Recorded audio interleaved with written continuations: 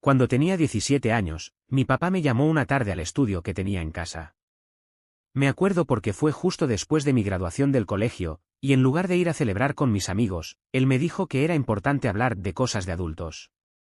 En ese entonces yo le tenía un respeto casi ciego. Siempre fue un hombre frío, correcto, que rara vez levantaba la voz, pero su autoridad se sentía incluso cuando estaba en silencio. Entré a la oficina y él me esperaba con su típico traje gris, sentado en el escritorio, con unos papeles frente a él. A su lado estaba su abogado de toda la vida, un tipo con cara de reptil al que nunca le supe el nombre real porque todos le decían simplemente doctor. No pregunté mucho. Me dijeron que eran unos documentos para asegurar el futuro y que, como ya era mayor de edad, había que dejar todo en orden por si algo les pasaba a mis padres. Yo firmé. Sin leer. Tenía 17, quería irme a ver una película con mis amigos, y confiaba en mi papá. ¿Qué podría estar mal en eso? No volví a pensar en esos papeles, hasta hoy. Hoy, con 28 años, me enteré de que no tengo derecho a absolutamente nada de la empresa familiar que mi abuelo fundó y que ayudé a sostener desde que tengo uso de razón. Y todo por esa firma. Pero para entender cómo llegué a descubrirlo, tengo que retroceder un poco. Después de esa firma, mi vida siguió. Estudié administración, como mi papá quería. No porque yo lo soñara, sino porque en mi casa era eso o derecho, y sinceramente no me imaginaba discutiendo leyes todo el día. En la universidad me mantuvieron con una mesada decente, sin lujos, pero nunca me faltó nada. Siempre me decían que los hijos de empresarios también tienen que aprender a ganarse lo suyo. En vacaciones, mientras mis amigos viajaban o trabajaban medio tiempo para ahorrar, yo me metía en las oficinas de la empresa familiar. Ayudaba en logística, hacía inventarios, respondía correos, lo que tocara. Nunca me pagaban, pero mi papá decía que eso era inversión en experiencia. Y yo, como idiota, lo creía. Lo curioso es que mientras más me esforzaba, más parecía que a mi padre le daba igual. Mi hermana menor, por el contrario, era la consentida. Nunca trabajó un solo verano, se cambiaba de carrera cada año, pero siempre tenía el último celular, viajes, regalos caros. Decían que yo era el responsable, el que no daba problemas. Pero con el tiempo, empecé a notar que en realidad, me tenían ahí para trabajar gratis y callado. A los 25, cuando me gradué con honores y propuse un plan para modernizar uno de los procesos más costosos de la empresa, mi papá simplemente me dijo, no estamos para jugar con ocurrencias. Ese día algo cambió en mí. Me di cuenta de que por más que me esforzara, nunca iba a tener el lugar que pensaba que me estaba ganando. Pero lo peor vino después. Hace 2 semanas, mi abuelo paterno murió. El verdadero fundador de todo esto. El hombre que levantó la empresa desde un taller en el garaje y que me enseñó, cuando era niño, a revisar los planos, a tratar a los empleados con respeto, a pensar en grande. Su muerte me destrozó. Yo lo quería más que a mi propio padre, si soy honesto. En la lectura del testamento, fue cuando todo estalló. El abogado del abuelo empezó a leer los nombres de los herederos, y el mío no estaba. Me paralicé. Pensé que era un error, que me había saltado por accidente. Pero no, mi hermana sí estaba. Mi prima también. Incluso un sobrino lejano de mi tía abuela tenía un porcentaje. Yo, nada. Miré a mi padre. Y su cara era de absoluta calma.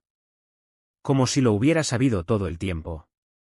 Después de la reunión, lo enfrenté en el estacionamiento. ¿Por qué no estoy en el testamento?, le pregunté, con el corazón a mil. Él se ajustó el saco, miró al cielo como si estuviera esperando que terminara de llover y dijo: Tú firmaste tu renuncia a todo eso cuando tenías 17. Me quedé helado. Literalmente. Sentí un zumbido en los oídos. Me costaba respirar. ¿Qué estás diciendo? Los papeles que firmaste eran para ceder tus derechos sobre la empresa. Fue una decisión que tu madre y yo tomamos. Pensamos que era lo mejor. ¿Lo mejor para quién? Y ahí me soltó la frase que todavía no puedo sacarme de la cabeza. Para que las cosas quedaran claras. No todos nacen para liderar. Tú eres bueno trabajando, pero no todos los buenos trabajadores son dueños. Me dieron ganas de vomitar. Me temblaban las manos. No podía ni hablar. No supe qué más decirle. Me subí al carro, manejé sin rumbo por horas. Llamé a mi madre esa misma noche. Le pregunté si era cierto. Y me lo confirmó, aunque con más culpa en la voz. Lo hicimos porque tu padre insistió. Dijo que sería temporal, que luego se cambiaría. Pero nunca lo hizo. Y yo no quise ir en contra. Me desmoroné. Y lo peor de todo, es que ni siquiera tengo una copia de esos papeles. No sé exactamente qué firmé, pero lo hice. Lo firmé confiando en ellos. Y ahora estoy fuera de todo. Pero esto no va a quedar así. No dormí esa noche. Tenía los ojos fijos en el techo, el pecho apretado, y una sensación de vacío que no se parecía a nada que hubiera sentido antes.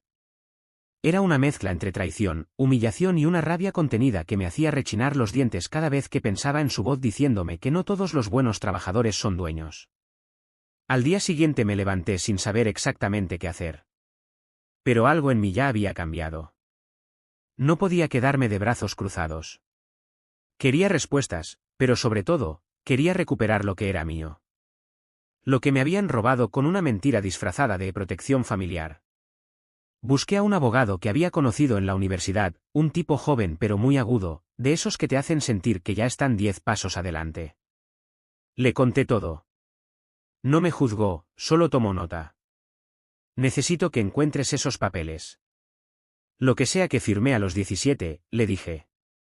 Lo primero es solicitar copia del documento, si fue firmado ante notario o registrado legalmente. Si no, toca exigirla directamente a tu padre o al abogado que lo gestionó. ¿Recuerdas el nombre? Todos le decían doctor. Nunca supe más. Él frunció el ceño. Me explicó que si lo que firmé fue una renuncia de derechos, debió estar bien detallado, ser específico, y sobre todo, registrado legalmente. Si no lo está, hay espacio para pelear. Si lo está, la cosa se complica. Esa misma tarde fui a casa de mis padres. No por cortesía. Fui a exigir lo que me pertenecía. Mi madre me abrió la puerta con cara de susto. No vengo a pelear contigo. Solo quiero los papeles que firmé cuando tenía 17. Quiero verlos. Quiero una copia. Ella bajó la mirada. No dijo nada, pero caminó hacia el estudio. Esperé en el recibidor, y mi padre apareció al poco rato. ¿Así que ahora vienes con amenazas legales? No he amenazado a nadie, le respondí, tratando de controlar mi voz. Solo quiero ver qué firmé. Él soltó una risa seca, sin humor. Después de todo lo que te dimos, ¿vienes a reclamar? ¿Todo lo que me dieron? Me usaron como empleado no pagado por años. Me educaron para entregarme a una empresa que nunca iba a ser mía. Y encima me quitaron todo sin decírmelo. Eso no es darme nada. Mi madre volvió con una carpeta delgada. Dentro había una hoja, solo una, con mi firma. La leí. Temblando. Era un documento en el que, supuestamente, cedía de forma voluntaria e irrevocable mis derechos hereditarios sobre la sociedad familiar, a cambio de un pago simbólico por parte de mis padres para mis estudios y manutención. El pago simbólico era de 1.000.000 de pesos. 1.000.000. Por todo. Sentí como si me acabaran de escupir en la cara. Esto es una trampa, dije, mirando a los dos. Yo no sabía lo que firmaba. Tenía 17. No hay pruebas de que esto se haya explicado, ni de que lo haya entendido. Esto es una porquería. Firmaste, dijo mi padre. Y no puedes cambiarlo. Pero estaba equivocado. Llevé el documento a mi abogado, y lo primero que me dijo fue: esto no tiene fuerza legal si no se prueba que tuviste pleno conocimiento del contenido y consecuencias. Menos aún si no estabas debidamente representado por un tutor legal externo y si no hay constancia notarial. Hay muchas cosas que se pueden impugnar. Por primera vez, sentí una chispa de esperanza. Durante las siguientes semanas empezamos a mover hilos. Solicitudes oficiales. Investigación de registros. Contactamos incluso a un notario retirado que podía haber estado implicado en esos papeles. Él no recordaba el caso, pero revisó archivos. Nada. No había registro notarial. Eso significaba que el documento que firmé estaba sustentado solo por la palabra de mi padre y un abogado que nadie lograba encontrar. Era una bomba de tiempo. Una bomba que, con un buen juez, podía explotarles en la cara. Pero justo cuando empezaba a sentir que tenía una oportunidad, alguien más apareció. Un mensaje llegó a mi correo. Anónimo. Solo decía: si quieres saber la verdad sobre los documentos que firmaste, habla con Camila. Ella también firmó cosas que no entendía. Y pagó un precio muy alto. ¿Camila? Mi prima. La que se había alejado de la familia hacía años. La que nadie mencionaba, como si no existiera. Esa noche busqué su contacto como loco. Nadie en la familia quería hablar de ella, pero logré dar con su perfil en una red social que apenas usaba. Le escribí. No respondió ese día. Ni al siguiente. Pero cuando por fin lo hizo, me dijo algo que me hizo ver que mi historia no era la única. Ni la peor. Camila aceptó verme, pero con una condición: que no mencionara a nadie de la familia que habíamos hablado. Me citó en una cafetería pequeña, alejada del centro. Cuando llegué, ya estaba allí, con una gorra y gafas oscuras, como si aún le costara mostrarse. Apenas la reconocí. No era la chica risueña que recordaba de cuando éramos adolescentes. Tenía los ojos cansados, la espalda un poco encorvada.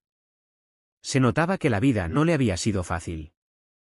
Nos saludamos con cierta incomodidad. No sabíamos por dónde empezar. Hasta que ella me miró directo a los ojos y dijo: ¿firmaste también? No hizo falta explicar más. Asentí con la cabeza. Yo tenía 19, continuó. Estaba en mi segundo semestre de diseño y mi papá me dijo que me necesitaban como testaferro temporal para unos movimientos de la empresa, nada ilegal, según él. Que firmara unos papeles, que luego me los cambiarían. Que era solo por formalidad. La voz se le quebró. Dio un sorbo a su café. Me dolía verla así. Pero no era temporal. Ni era por formalidad. Era una cesión de propiedad, de acciones, de derechos. Cuando me di cuenta, ya estaba fuera. Me sacaron del juego sin una explicación. Y cuando empecé a hacer preguntas, simplemente me desaparecieron de la familia. ¿Cómo que te desaparecieron? Me cortaron todo. El dinero. El seguro. Me dijeron que era desagradecida, que estaba poniendo en riesgo la empresa con mis dramas. Hasta mi madre dejó de hablarme. Me fui a vivir con una amiga, terminé la carrera como pude, y después no volví a mirar atrás. Me contó que había pasado años intentando demostrar que fue manipulada para firmar. Que no entendía los términos legales, que confiaba en su padre. Pero al igual que en mi caso, no había registro notarial. El documento era válido solo por la firma y la presencia del abogado familiar, el mismo doctor que estuvo conmigo. Nunca me dejaron tener una copia. Hasta que un día, uno de los contadores me envió anónimamente una imagen del documento. Ahí fue cuando vi la verdad. Yo no era parte de la empresa. Nunca lo fui. Solo me usaron. Yo no sabía qué decir. Estaba impactado, frustrado, y en el fondo, culpable. Porque mientras ella sufría eso, yo seguía creyendo que todo lo que hacía tenía sentido, que algún día me lo iban a reconocer. Camila, ¿por qué me ayudas? Ella respiró hondo y bajó la mirada. Porque si tú lo logras, quizá yo también pueda. Salí de esa cafetería con la cabeza hecha un caos. Pero había algo claro: lo que me pasó no fue un error. Fue un patrón. Un sistema. Un mecanismo que usaban con los jóvenes de la familia para moldearlos, controlarlos y desecharlos cuando ya no servían. Volví a hablar con mi abogado esa misma noche. Le conté todo. Esto se puede usar, me dijo con entusiasmo. Si conseguimos el documento que firmó Camila, podemos presentar ambos casos como una estrategia familiar de manipulación patrimonial. Y si ese abogado sigue vivo y aparece, mejor aún. Pero hay que ir más profundo. Necesitamos pruebas de que sabían lo que hacían. Correos, mensajes, testigos. Fue ahí cuando recordé algo. Un correo viejo, de cuando tenía 17, que mi padre me había enviado. Decía: adjunto los documentos que firmaremos esta tarde. No te preocupes, no hace falta que los leas, el abogado ya explicó todo y es una simple formalidad. Ese correo podía ser clave. Lo busqué. Me metí a mi cuenta antigua, esa que no usaba desde la universidad. Tardé horas, pero lo encontré. Ahí estaba. Con la fecha exacta. El asunto era: documentos para el trámite. Lo reenvié al abogado de inmediato. Esto es oro, me dijo al día siguiente. No solo demuestra que eras menor de edad, sino que hubo un intento claro de evitar que entendieras lo que firmabas. Esto, combinado con el caso de Camila, puede ser suficiente para abrir un proceso judicial por vicios del consentimiento. Pero necesitábamos más. Y lo que descubrimos después fue mucho más grande de lo que imaginaba. Porque no solo Camila y yo habíamos sido víctimas. Había otros. Y estaban dispuestos a hablar. No pasó ni una semana antes de que el abogado me escribiera un mensaje en mayúsculas: tenemos que hablar ya. Nos vimos esa misma noche por videollamada. Tenía el rostro iluminado solo por la pantalla, los ojos brillando como si acabara de descubrir un tesoro oculto. Encontré a 2 exempleados de tu abuelo. Gente que trabajó con él en los años 90, y uno de ellos incluso fue su chofer personal por casi 20 años. ¿Adivina qué? ¿Qué? Ambos dicen que tu abuelo jamás habría aprobado lo que hicieron con vos y con Camila. Y lo más importante, uno de ellos asegura haber visto al famoso doctor manipular documentos dentro de la casa de tus padres. Dice que ese tipo era el que manejaba los papeles sucios de tu papá. Que hasta tu mamá le tenía miedo. Me quedé helado. Toda mi vida había tenido esa imagen pulcra de mis padres. Rígidos, sí. Distantemente afectuosos, tal vez. Pero no los veía como personas capaces de montar una maquinaria legal para despojar a sus propios hijos. ¿Y crees que estos exempleados estarían dispuestos a testificar? Uno de ellos sí. El otro pidió dinero. ¿Cuánto? 5 millones. Tragué saliva. No tenía ese dinero en el momento. Apenas había empezado a ahorrar con los trabajos que tomé después de cortar todo lazo con la empresa. Pero si eso me acercaba a recuperar lo que era mío, iba a encontrar la forma. Esa misma semana Camila me escribió. Había encontrado su copia del documento. Estaba manchada, arrugada, con una esquina rota, pero se podía leer claramente que había firmado con plena voluntad sin asesoría legal externa. Algo que no solo era sospechoso, era ilegal para una persona que, como ella, estaba en una relación de dependencia directa con los firmantes. La tensión entre lo que sabíamos y lo que aún faltaba era insoportable. Dormía poco, comía por obligación, y cada vez que escuchaba el timbre de mi apartamento pensaba que alguien venía a callarme. Y no estaba tan lejos de la verdad. Una tarde, mientras salía del supermercado, un tipo en moto se me atravesó y me lanzó una amenaza al oído. Deja de escarbar donde no te llaman, mocoso. Vos ya firmaste. No llevaba nada que lo identificara. Y no intentó robarme. Solo me dijo eso y se fue. Volví a casa con el corazón en la garganta. Esa noche no pegué el ojo. Llamé a Camila. Ella me escuchó en silencio, y cuando terminé, solo dijo: yo también recibí una amenaza hace 2 días. Me dejaron una nota debajo de la puerta. Decía: algunas cosas es mejor dejarlas enterradas. Eso ya no era solo un asunto familiar. Se estaba poniendo turbio. Se lo contamos al abogado, quien nos recomendó denunciar todo, pero también nos advirtió algo. Este tipo de movimientos suelen estar atados a algo más grande. Si esa firma familiar ha hecho esto antes, lo más probable es que haya otras irregularidades. Y si ustedes levantan la alfombra, podrían encontrar cosas que van más allá de ustedes dos. En ese momento lo entendí, esto no era solo un ajuste de cuentas personal. Era una red tejida por años, con hilos de manipulación, silencios y abusos normalizados. Y aunque sentía miedo, mucho miedo, también sentía algo más fuerte: rabia. Y con la rabia, la decisión. No me iba a quedar callado. No esta vez. Así que con el abogado, preparamos todo para iniciar el proceso. Declaraciones juradas, copia de documentos, antecedentes de Camila, historial de empleados, el correo que probaba la intención de engañarme, y la declaración del ex empleado que había accedido a testificar. Estábamos listos para lanzar la primera bomba. Pero justo cuando íbamos a presentar todo ante el juzgado, llegó una carta a mi apartamento. Sin remitente. Sin membrete. Solo una hoja blanca, escrita a mano, con una frase. Tu abuelo dejó una segunda voluntad. Pero alguien la ocultó. Se me cayó el mundo. ¿Una segunda voluntad? ¿Era posible que él hubiera intentado arreglar todo, y lo silenciaron? Era la primera vez que pensaba que quizás, todo esto no era solo por ambición, sino por miedo a lo que mi abuelo realmente quiso hacer antes de morir. Me quedé mirando esa hoja como si pudiera extraerle algo más con solo observarla. Era un papel común, sin firma, sin sello, sin ningún indicio de quién la había escrito. Pero el mensaje era claro. Mi abuelo había dejado una segunda voluntad, y alguien la había hecho desaparecer. Esa idea me sacudió como un rayo. Corrí a llamar al abogado. Le leí el mensaje. Él se quedó callado unos segundos antes de responder.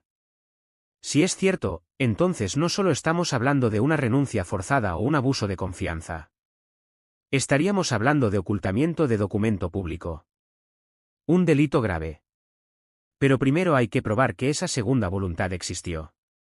Lo siguiente fue contactar al notario que manejó la primera lectura del testamento. Fue complicado conseguir una cita, pero finalmente accedió a hablar conmigo, con mi abogado presente. Era un hombre de edad avanzada, meticuloso, con un acento pausado que contrastaba con el torbellino emocional que yo llevaba por dentro. Cuando le pregunté si había habido una segunda versión del testamento de mi abuelo, algo en su rostro cambió. No fue una expresión obvia, fue más bien una pequeña tensión en la mandíbula, como si hubiera estado esperando esa pregunta durante años. Lo que se leyó en la sala, dijo finalmente, fue el último testamento que recibimos oficialmente. Pero sí, hubo un borrador anterior. Y según me dijeron, otro posterior. ¿Posterior? ¿Entonces hubo un tercero? Preguntó mi abogado. No tengo pruebas de eso. Solo escuché rumores. Lo que sí puedo decirles es que, semanas antes de la muerte de su abuelo, él pidió una cita para firmar un nuevo testamento. Quería hacer modificaciones importantes. Pero esa cita fue cancelada. Por teléfono. Supuestamente por él. Solo que la voz que llamó no era la suya. Mi corazón empezó a latir más fuerte. ¿Y no reportaron eso? No teníamos cómo probarlo. No quedó grabado. Y nadie investigó más porque a los pocos días, él murió.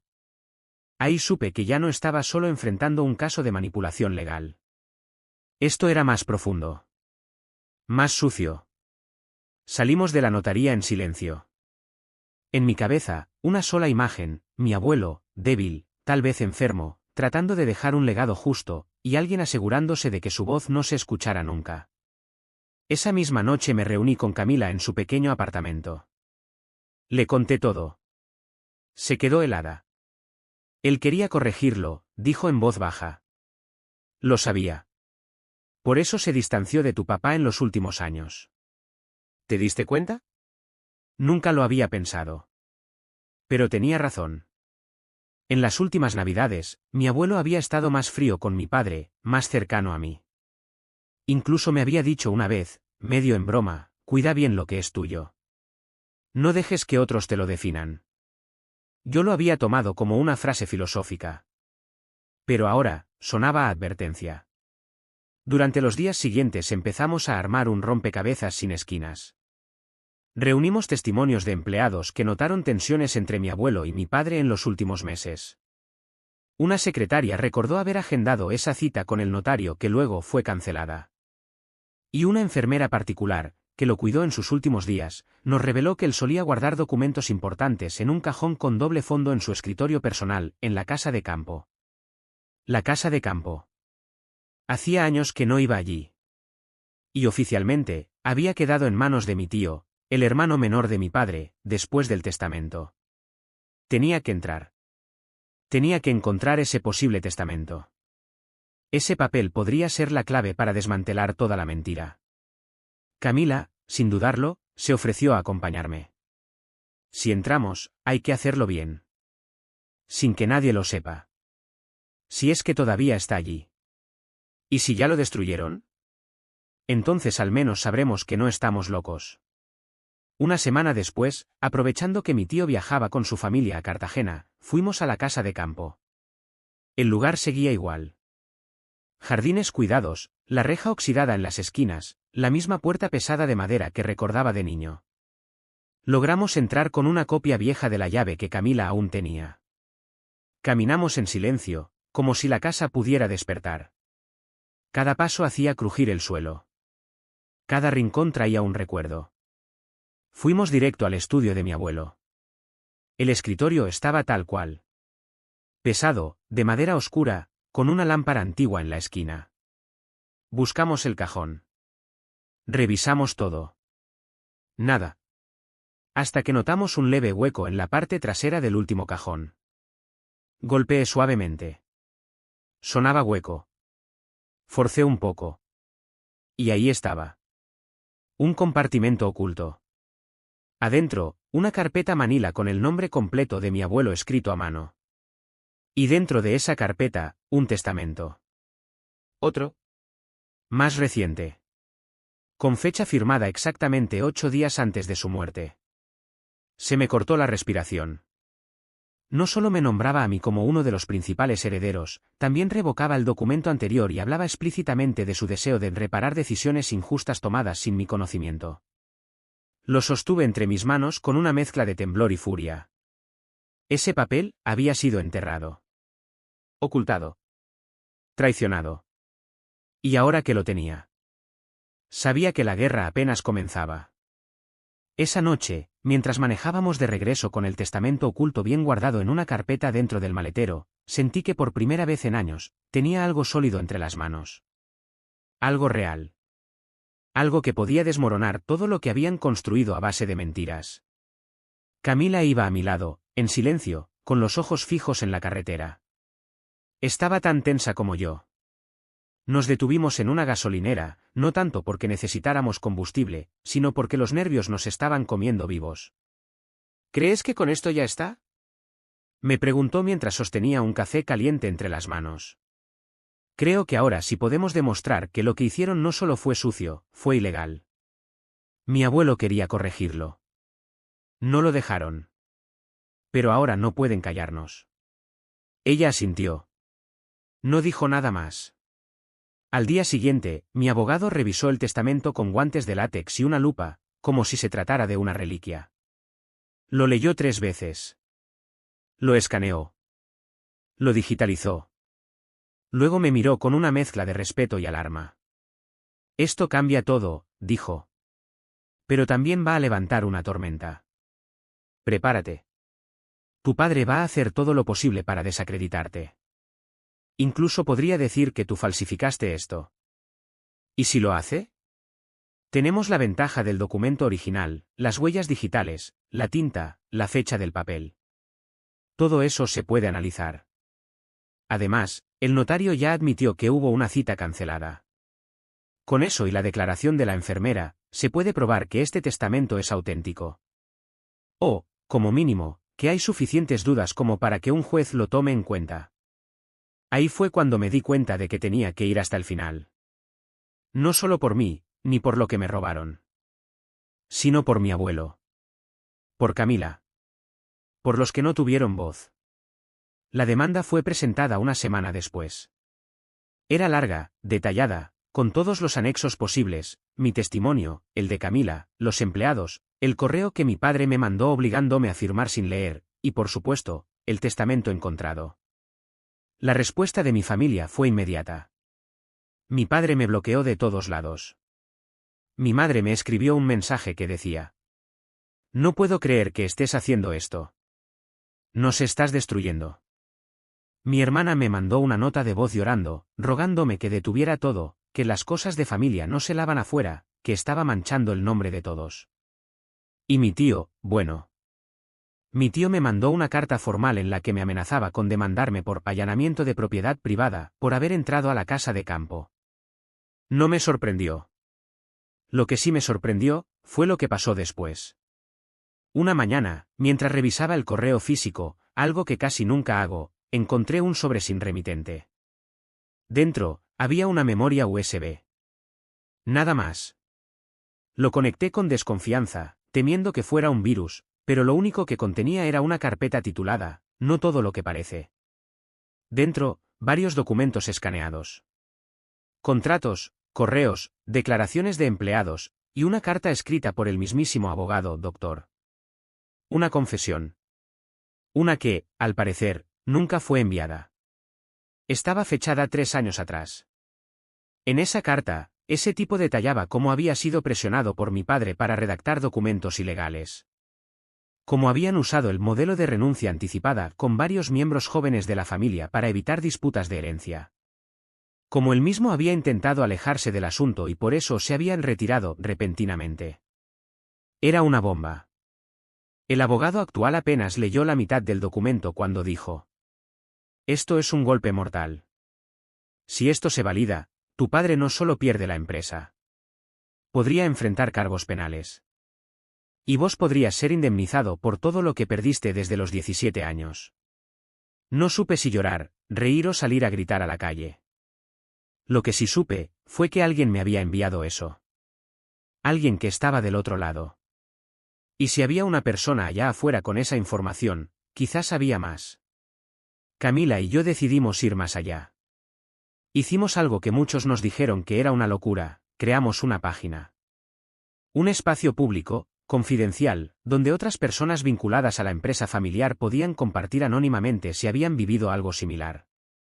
No imaginamos lo que íbamos a recibir. En menos de una semana, llegaron 11 testimonios. 11 personas de distintas ramas de la familia. Primos lejanos. Ex-socios. Hijos de empleados. Todos con historias similares. Firmas manipuladas. Promesas rotas. Contratos opacos. Expulsiones silenciosas. Era una red. Una estructura diseñada para proteger a unos pocos y dejar fuera a cualquiera que cuestionara el sistema. Y ahora, esa estructura empezaba a crujir. Y en la siguiente audiencia, todo iba a estallar. La audiencia fue convocada para un martes a las 10 de la mañana. Desde que supe la fecha, no pude pensar en otra cosa. Me levantaba antes del amanecer con el pecho apretado y esa sensación extraña en el estómago, mezcla de ansiedad y adrenalina. Sabía que ese día marcaría un antes y un después. Para mí. Para Camila. Para todos los que habían sido callados. Llegamos temprano. Afuera del juzgado, ya había medios de comunicación. No muchos, pero sí suficientes como para poner nervioso a cualquiera. Al parecer, alguien había filtrado información. Quizás algún familiar que quería sembrar presión. Quizás alguien que buscaba justicia desde las sombras. No lo sé. Pero ahí estaban, con sus cámaras, sus micrófonos, sus preguntas rápidas y vacías. ¿Es cierto que están intentando quitarle la empresa a su padre? ¿Qué opina de haber traicionado a su propia sangre? No respondí nada. Solo caminé firme junto a Camila y mi abogado. Por dentro, sentía que mis piernas temblaban, pero no podía darles el gusto de verme débil. La audiencia comenzó puntual. Del otro lado, mi padre, impasible, con su traje gris como siempre, flanqueado por 2 abogados y mi tío, que apenas me miró. Mi madre estaba en la segunda fila, cabizbaja. Mi hermana no fue. El juez pidió silencio y empezó a leer los antecedentes del caso. Luego, uno a uno, se presentaron los documentos clave. La famosa renuncia que firmé a los 17, el testamento oculto de mi abuelo, las declaraciones de Camila, los correos, el testimonio del ex empleado, la confesión del abogado Dr. que, aunque no estaba presente, fue validada por peritos como auténtica. Y entonces, el momento más tenso de todos. El juez pidió que se reprodujera una grabación de una videollamada reciente. Era él. El doctor había accedido a testificar en vídeo desde fuera del país. Su rostro apareció en la pantalla. Más viejo, más cansado, pero lúcido. Su declaración fue demoledora. Describió cómo mi padre le había exigido crear documentos legales con apariencia de legalidad, cómo le pagaban por simplificar procesos y evitar que los jóvenes herederos entendieran lo que firmaban. La orden era clara: mantener el control absoluto en manos de 2 o 3 personas, el resto eran piezas que se podían reemplazar. Al terminar, hubo un silencio denso. Se podía sentir la tensión en el aire como si el oxígeno se hubiera evaporado. Mi padre no reaccionó. Ni una mueca. Ni un pestañeo. Mi madre, en cambio, se llevó la mano a la boca, como si acabara de darse cuenta de que todo lo que sospechaba era cierto, y aún así nunca hizo nada. El juez se retiró a deliberar. Fueron 3 horas de espera. Largas. Eternas.